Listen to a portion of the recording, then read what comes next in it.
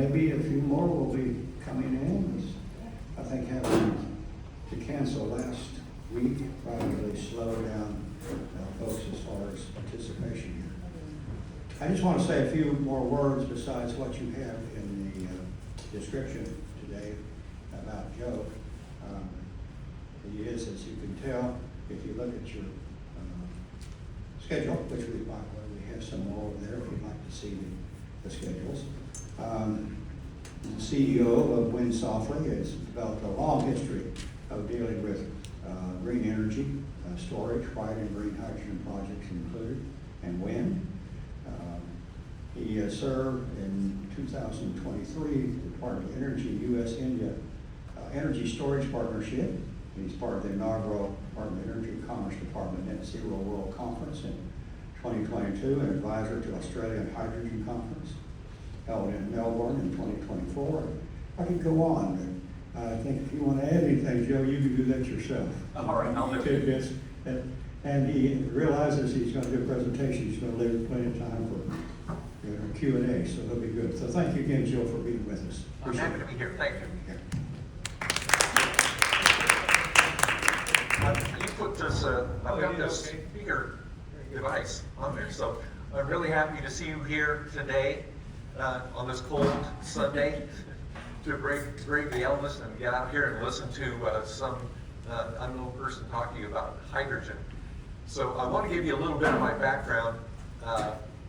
First, I have a Lawrence history. I went to Corley Elementary, went to Central Junior High, went to Lawrence High School, and to Kansas University, and I do suffer from the JVV virus, not to be confused with HPV. That's the Jayhawk basketball virus.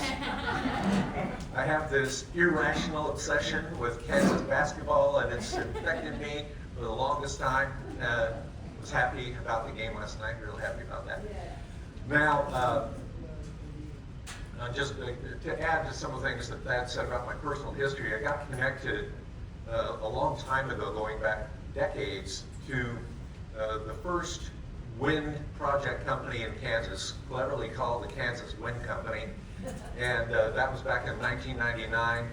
And that executive team, there was a split, and the people solely interested in wind developed Trade Wind Energy, which became a very successful company. They eventually, it was about 5 years ago now, sold their company for $10 billion to an Italian utility with offices in the United States called Enel Green Power North America.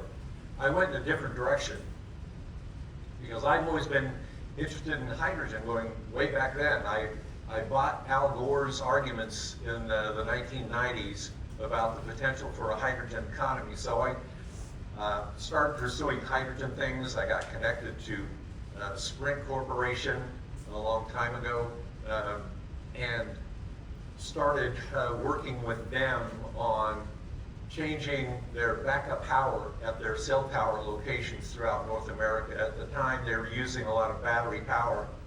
And then those little huts for power and all the communications equipment at those cell towers, they're loaded with electronics. They generate a lot of heat in those huts. And heat is the enemy of efficiency in batteries. So I went to them with a proposal to start converting to hydrogen fuel cells to get away from the batteries. It'd be a lot more efficient for them. They bought it. And way back then, there was a real cool hydrogen fuel cell combination electrolyzer technology by a company called Valence. They went out of business. It's a shame because they had a really cool product, but they used that. And then started looking at really large hydrogen projects. Down in the southeast corner of Kansas is a company called Coffeyville Resources.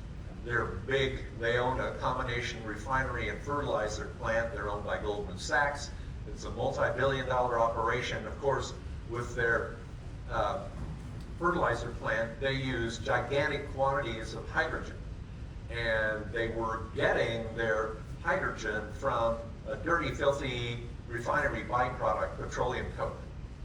And the engineer who ran the plant just turned out to be a really good friend of mine. We played football together at Lawrence High, and so I said, man, come on, you need to look at green, it's now called green hydrogen, to substitute at least a part of that dirty hydrogen that you're using. He bought it, he liked the idea, so there was a wind project started about 60 miles east or west of there. It's now called Caney River. It did get built.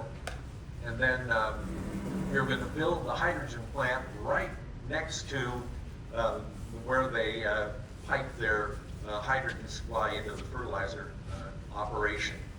And so anyway, I've been involved in hydrogen stuff a long time. Hydrogen is part of my company name, WindSoHy, Wind Solar Hydrogen. And I named it that almost 20 years ago. So I've been on this hydrogen bandwagon for a long time. I'm not just a latecomer to all the cool stuff that's happening now. So that's my background. Also, I serve a lot of Department of Energy task forces. I'm on the Long Duration Energy Storage Task Force. I'm on the Hydrogen Task Force. The State Department gives me a lot of support. In October, they brought energy industry people from 16 different countries from around the world into Kansas City. So I could spend a day with them, teaching them about hydrogen and hydrogen power technologies for their countries. And the Commerce Department, I get a lot of support there. I've been on several 2-week trade missions to China to promote my technologies there and hydrogen there. And then most recently, the Department of Defense is working with me, and this is before the Trump administration came in and kind of put the kibosh on this idea that there is great interest to decarbonize ports and basins. And the only way they're going to do that successfully without compromising their operations is with hydrogen power. So I've got a lot of friends in the Pentagon too. So anyway, I'm involved in a lot.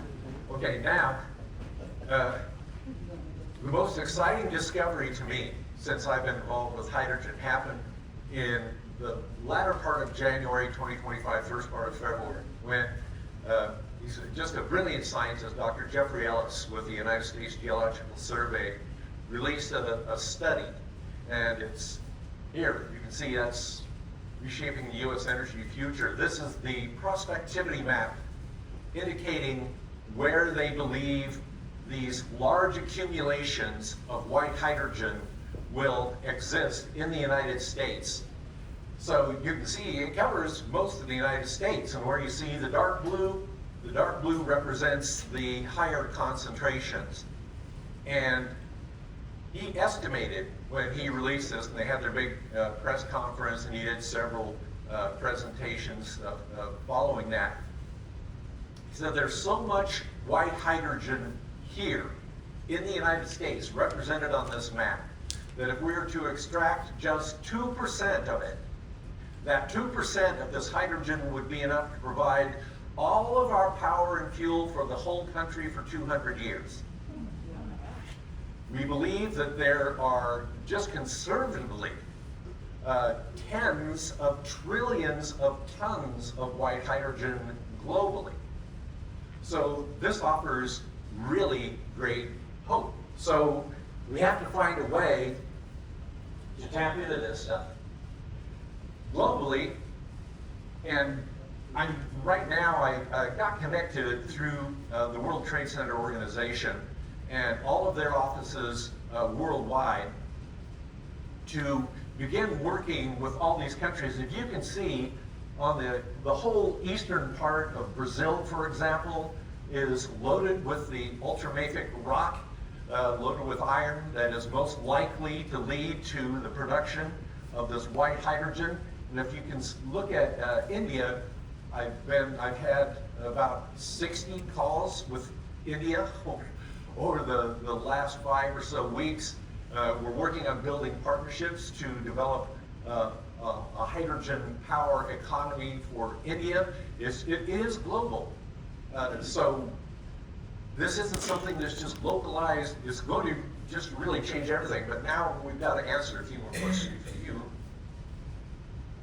The big question I had from the beginning, since my focus has been on green hydrogen and how to make green hydrogen at the lowest price, and we know how to do that. If you use wind power at night in Kansas, where most of the time there are thousands of megawatts at night of this wind power available at prices that are worth less than nothing on the energy market.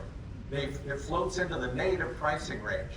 So you can make really inexpensive hydrogen using wind power at night around here, and that works really well. But now, with this white hydrogen, and we knew it existed. We've known in Kansas in 1980, some oil guys were drilling, some stuff was coming up from the ground. They didn't know what it was. They brought in some scientists from KU that came out there and said, yep, that's hydrogen. And they didn't know what to do with it, and they just let it vent for 5 years. It was just pouring hydrogen up into the atmosphere, and because they didn't know what to do with it. And after 5 years, the Kansas Department of Health and Environment came around and said, you better cap that sucker. It's not a good idea. That stuff can blow up, so cap it, and they did. And then in other places around the world, in Mali, Africa, since 1987, we've known they had some white hydrogen there. And then in 2012, they did the right thing in Africa and started turning that hydrogen into power. And since 2012, this little village of 4,000 people has been getting all of their electricity from hydrogen for free since 2012. In Oman, in the Middle East, there's this big lake, and it's been bubbling up with something for as long as we can remember, thousands and thousands of years. That's hydrogen too. So we've known that it existed, but we didn't understand, at least I didn't understand the process for how it is made.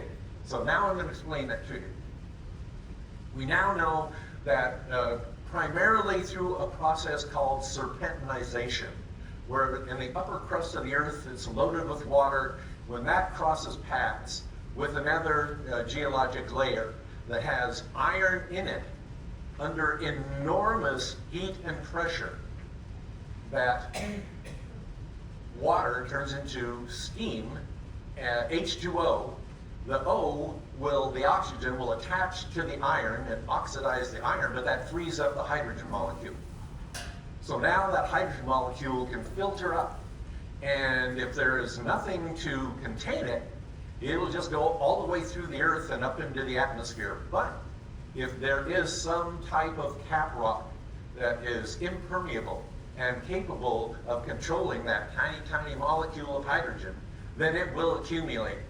And now we know that we're seeing large accumulations in a lot of different places. Another method for creating a hydrogen is radiolysis. If there's any water near radioactive rocks, that radioactivity with the alpha particles will separate the water. Same thing, the hydrogen molecule is released and it'll filter up to the earth.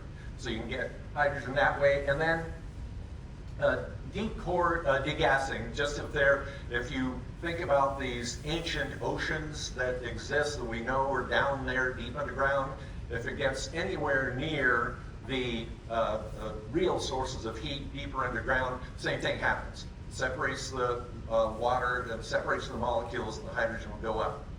Now, I want to mention that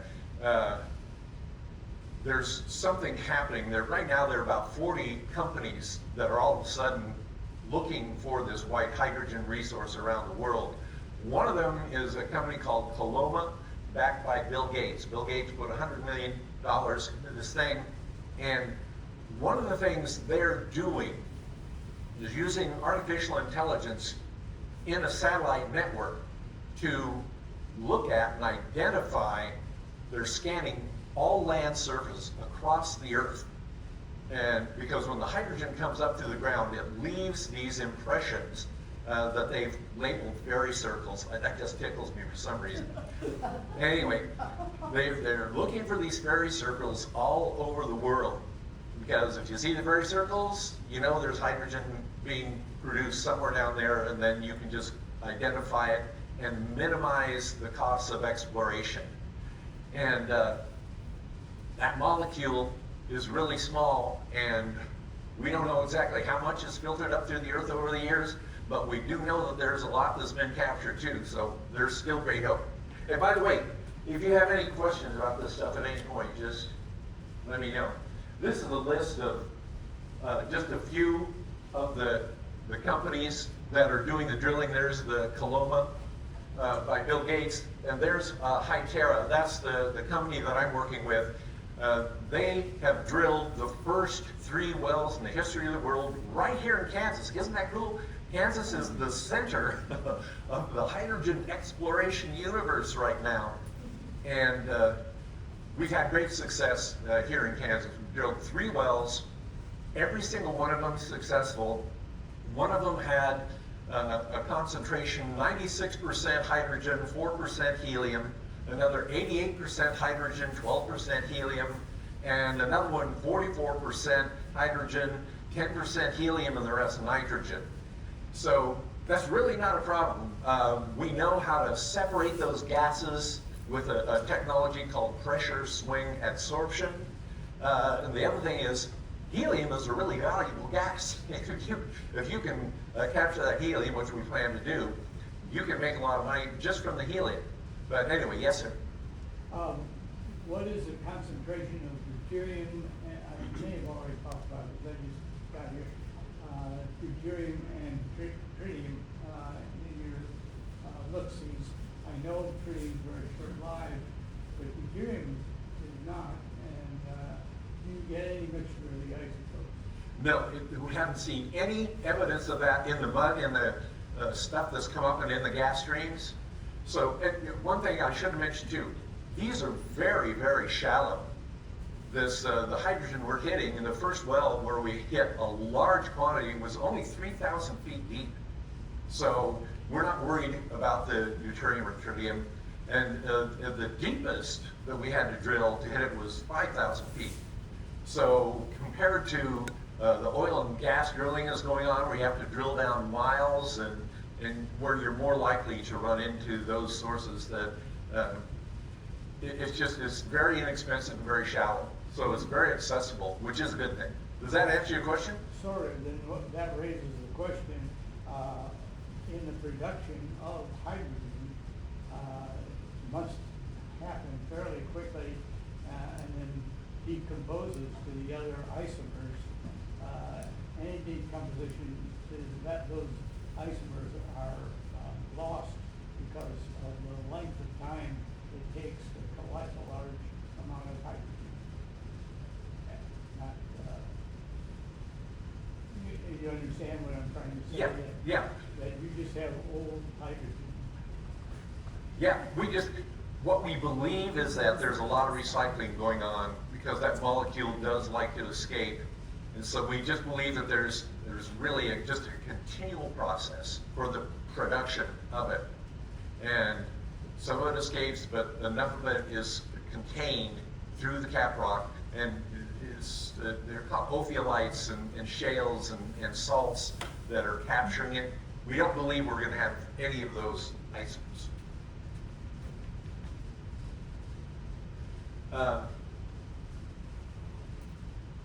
We're employing a lot of new technology in this. It's going to be a lot different than conventional drilling for oil and gas. There's going to be a substantial use of artificial intelligence and machine learning. In the first wells that were drilled by the company I'm working with, by Hytera, initially it was about $2.5 million per well. But we've learned enough in the process since that we can drop the costs of drilling down to around $1 million or $1.2 million per well. Now we believe we can get that down even farther to $800,000 to $750,000. All of that is good because it's just going to encourage more exploration and more production of this zero carbon source. Now this is a really important slide. There's another really good scientist. He's a friend, Dr. Douglas Wicks, who was the head of the Department of Energy's Advanced Research Projects Agency.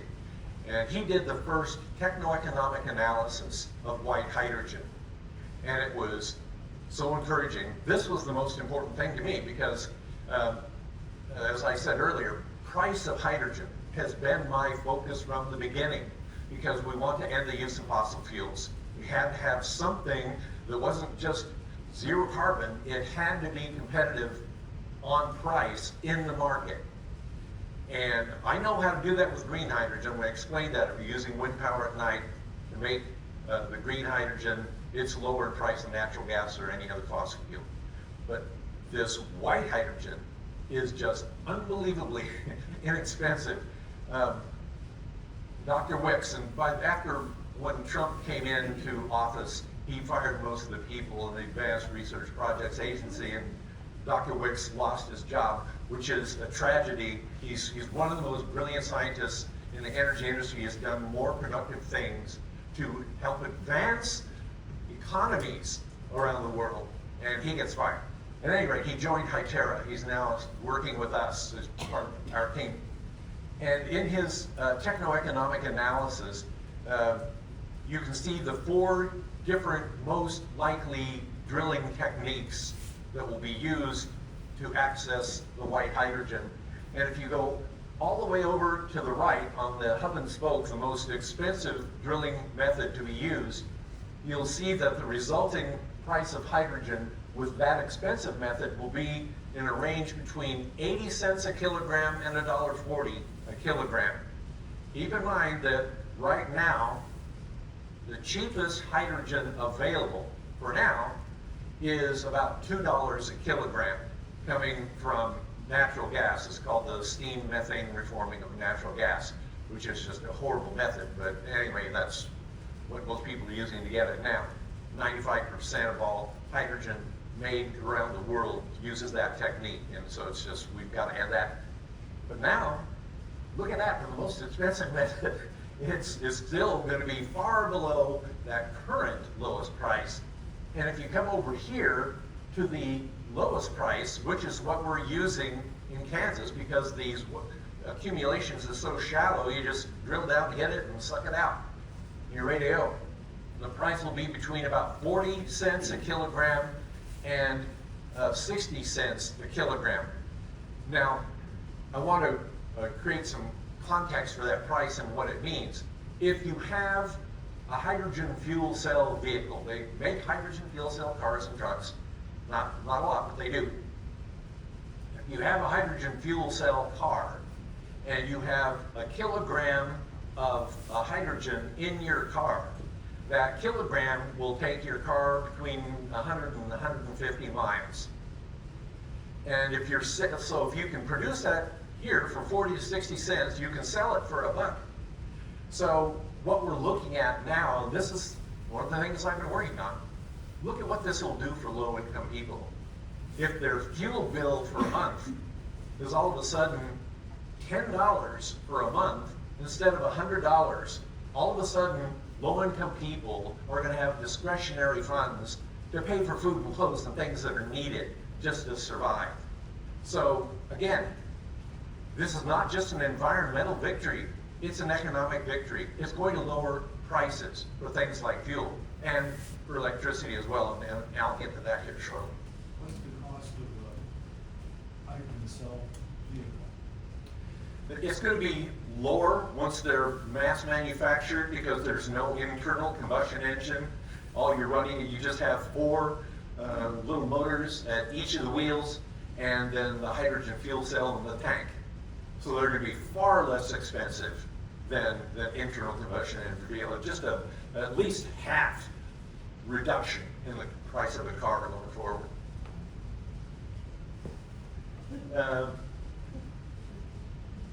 Now, hydrogen for power. I developed this technology. It's existed. It's called compressed air energy storage. And there are 2 plants, I call them CAES, C-A-E-S, CAES plants globally that have been spinning for a long time. One in Germany, in Huntorf, Germany, since 1978, it's a 300 megawatt plant, and one in Alabama, McIntosh, Alabama, and that plant has been spinning, it's 110 megawatts, been spinning since 1991.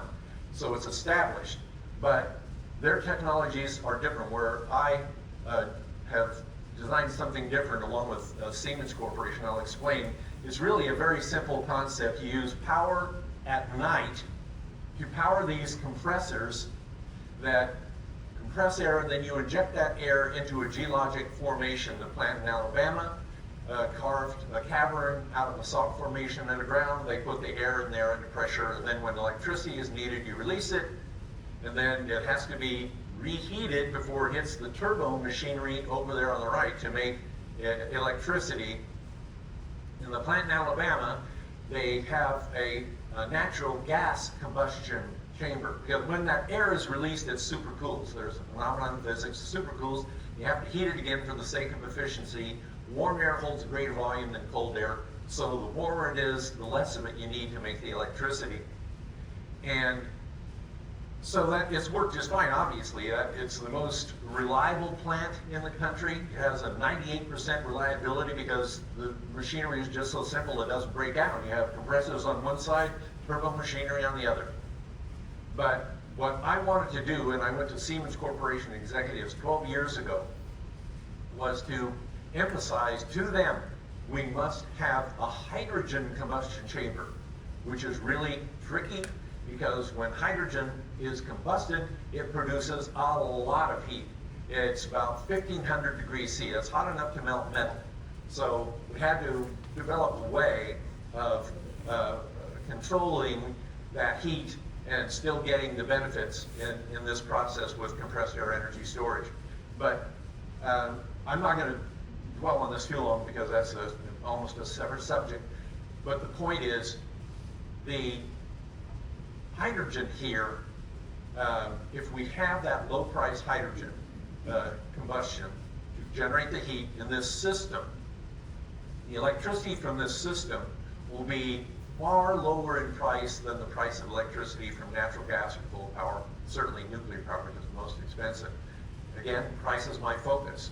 We had to find ways of using renewable energy in a low price way so it wins in the market. It can't just be a warm fuzzy environmental victory, it has to compete in the market. So we do that.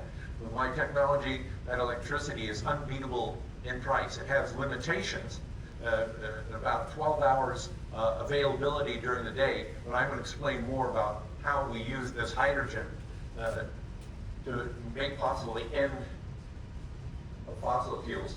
This is an actual hydrogen power plant. Again, from Siemens Corporation, now with the white hydrogen, we can just skip the mid-car. It functions just like a natural gas power plant, but it uses 100% hydrogen. And these are ready to go. This isn't stuff that's 5 or 10 years down the road. We can start doing this now. It takes about 3 years to get them built, but they are available, and we need to make our utilities understand they have to stop converting coal plants to natural gas when we have technologies that are superior in performance to any fossil fuel, and they're lower in price, and they're available now. So we've got the technologies, we just have to put them to work. There are risks with hydrogen. I always want to make sure that people don't think I'm just a blind zealot.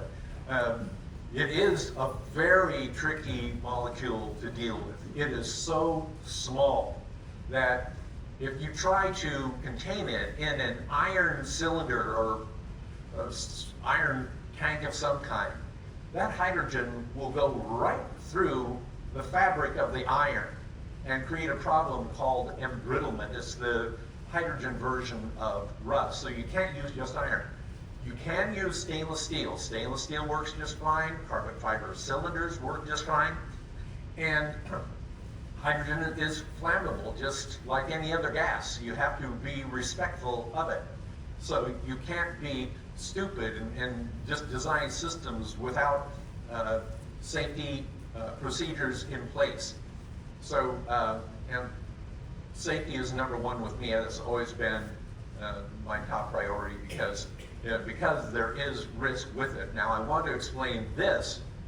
The Department of Energy has worked for years, this started 20 years ago, in trying to damage crash test dummies when they would take a hydrogen fuel cell vehicle and slam it into a wall to see what would happen, they couldn't get the hydrogen to ignite. It's actually I don't know how they arrived at this, 27 times safer than gasoline in a vehicle, because the molecule is so light. It has a rise rate of 20 meters a second. As soon as that cylinder, if it's a stainless steel or carbon fiber, doesn't make a difference. As soon as that is punctured or cracked or whatever, that hydrogen's gone. It's up and away. It doesn't hover. It's not a heavy vapor like gasoline or diesel. It doesn't hang out around and ignite and explode. It'll go up and away. There's a really funny video, you can find it on YouTube, where they, the Department of Energy people were trying to just hold a match. They had a robot come over to stick a match into the hydrogen coming out of the cylinder, but it's so light and it's under such pressure, it just blew the match out. So it didn't ignite, it blew out the flame. So you have to be respectful because it is flammable. But if you're smart and you take the necessary precautions, in my opinion, it's actually safer than the fossil fuels. But you've got to be careful.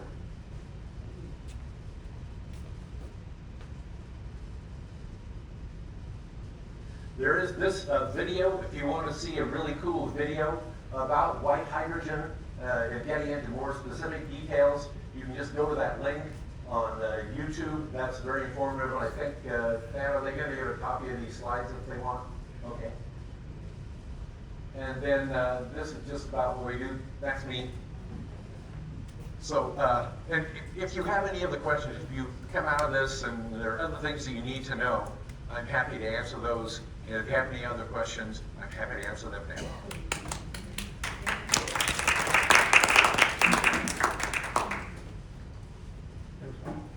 Yes? I have a couple of questions. So there's one that's really basic, which is green hydrogen is powered with renewable sources. What are the definitions of white hydrogen, and isn't there blue hydrogen? So tell us what white hydrogen and what that definition means. Okay, white hydrogen is just hydrogen that occurs naturally. There are three labels. When it was first announced, I called it natural hydrogen because it's just produced naturally with geologic processes. They're also calling it geologic hydrogen or white hydrogen, three names for the same thing. The white hydrogen is just produced naturally with geologic processes. So, and there's zero carbon involved.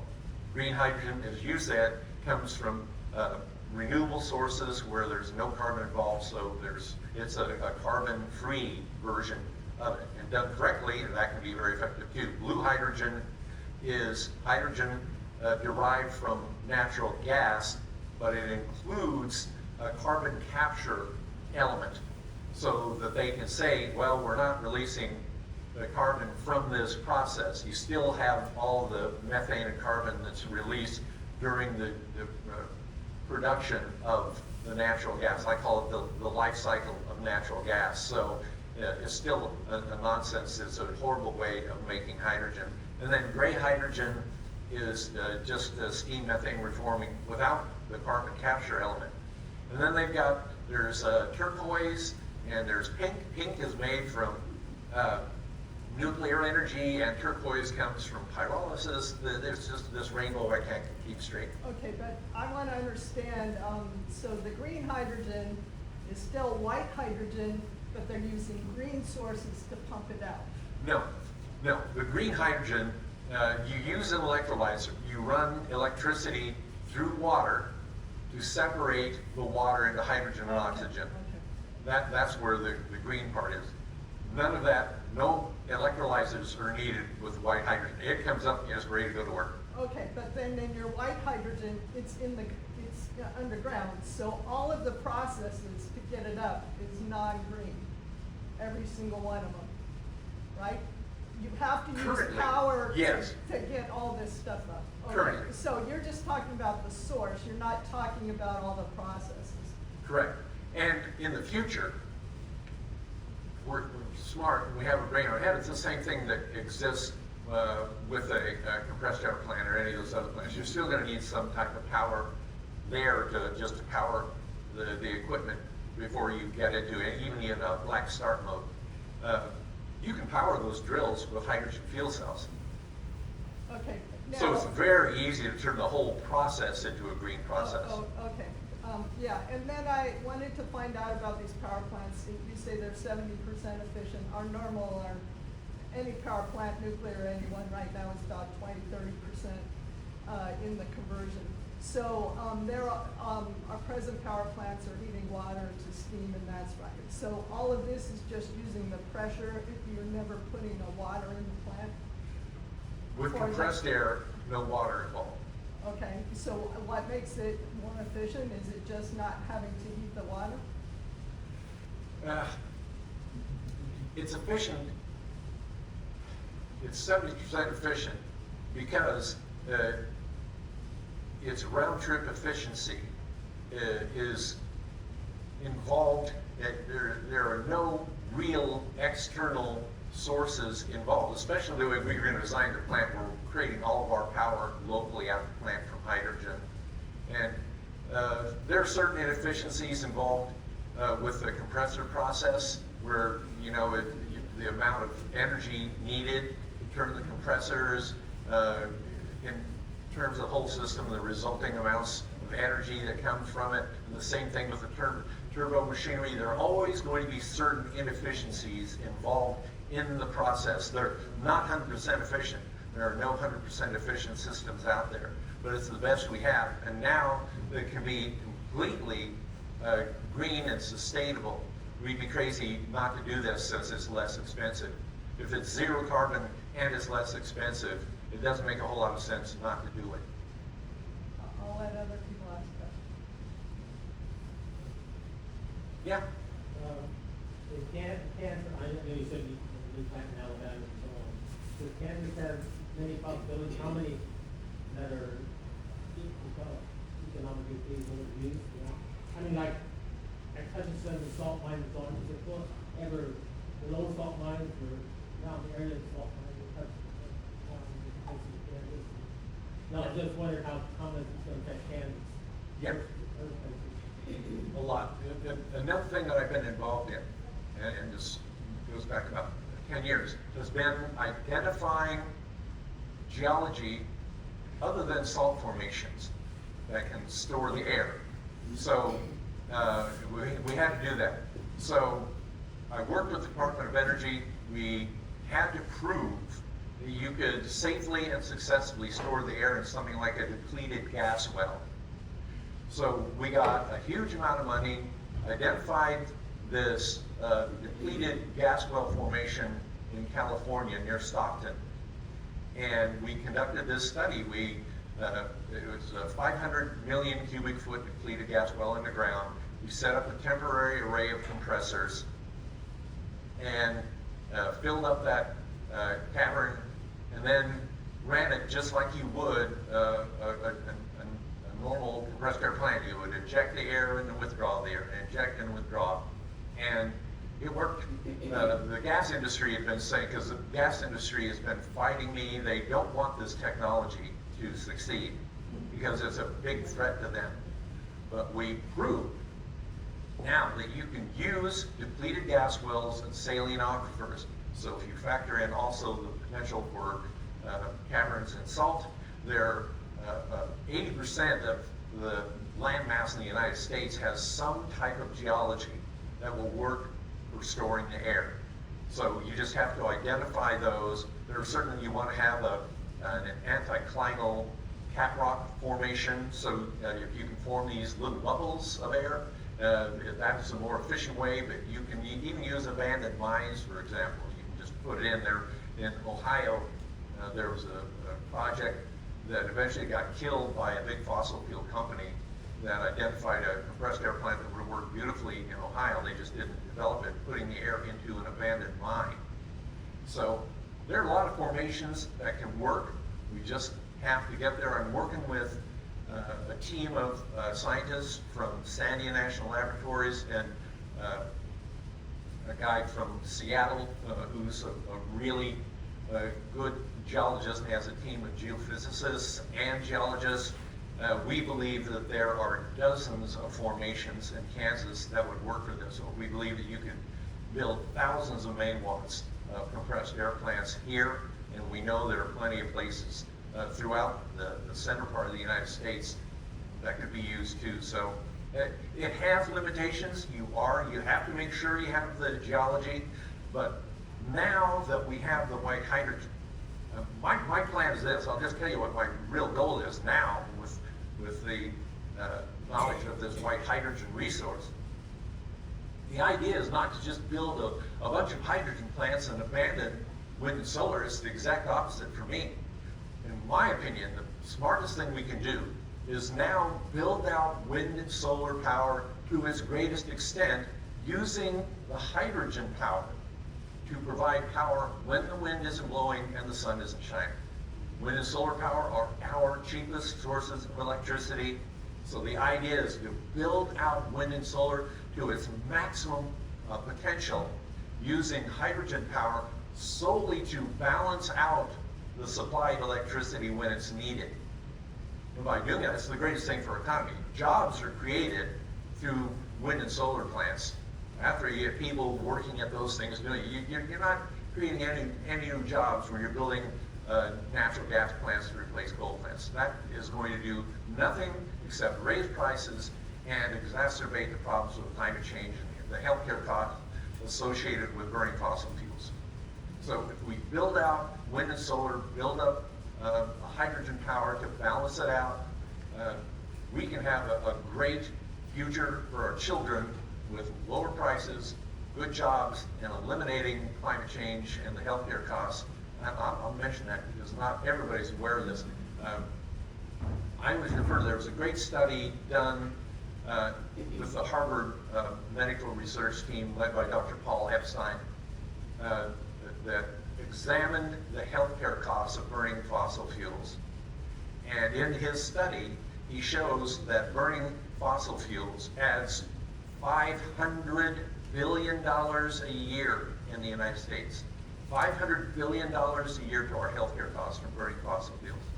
So all those costs go away if we're smart.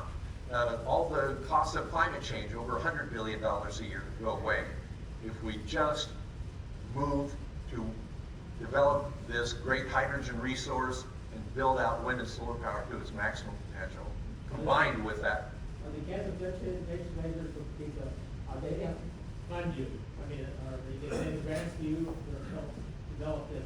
no. For Kansas, it seems like they should be giving money for, I don't know why they're not doing that. It's because, well, you know, the legislature is dominated by the oil and gas industry here. They do not like me. I did a presentation in front of the legislature and got death threats. I got death threats. No, just face it, like Kansas is so backward. Yeah, and it's the domination of the oil and gas industry in our political process. Did you ever know Winnie and Al Gallup? Who? The Gallups, they were members of our church.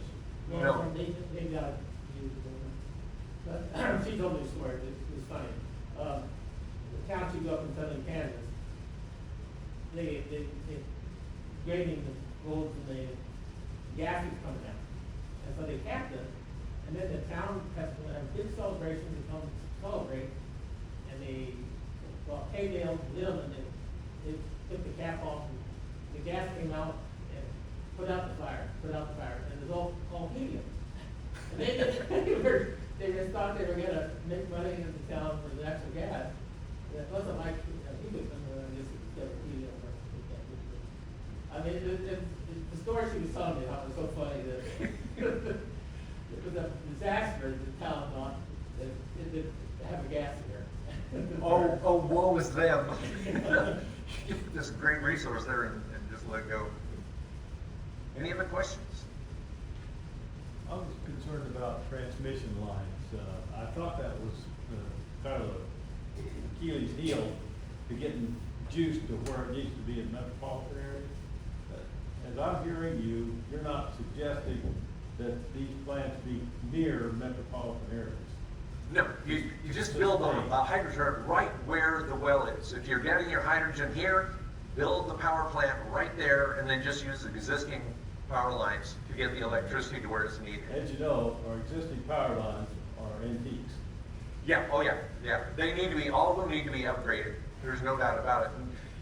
And that's the other thing there's been so much resistance to just upgrading power lines, just taking existing lines and upgrading them. It's such a simple thing to do, and it would solve so many problems. It would be so good for the economy, so good for everybody. It would help to lower prices for everybody, but there's just reluctance to do that. It makes no sense to me, but that is a problem we still have. From your map, it looked like white nitrogen was available near metropolitan areas.